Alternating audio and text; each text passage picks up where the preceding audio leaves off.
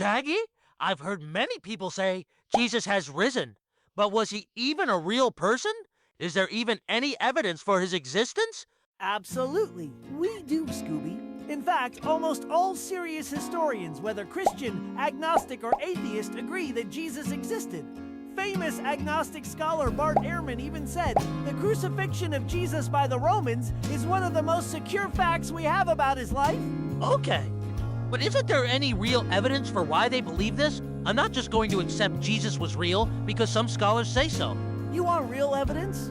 Sure. Early church father St. Clement wrote a letter to the Church of Corinth around 70 AD about Jesus' death and resurrection.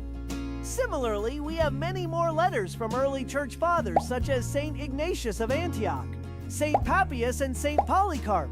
There's also a manuscript called the Didache, which was likely written even earlier than some of the church fathers, around 50-70 AD. It records some of Jesus' teachings and gives instructions for celebrating communion, remembering Jesus' death and resurrection. But all of these texts are from Christian sources. Aren't there any letters or texts from non-biblical sources? Actually, there are. We have about 6 non-biblical direct references and 4 indirect references, such as Tacitus, a Roman historian, Flavius Josephus, a Jewish Roman historian, Lucian, a Greek satirist, Celsus, a Greek philosopher, Thales and Phlegon, who mentioned unusual events around the crucifixion, and a few more.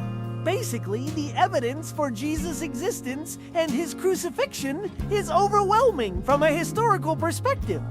Wow, Shaggy, I didn't expect that. But what about his resurrection? That's a pretty big deal in Christianity, right? Yeah, Scoob. There's evidence for his resurrection too, but that's a topic for the next video. This one is getting a bit long. Remember, Jesus loves you and is waiting for you to return to him. God bless.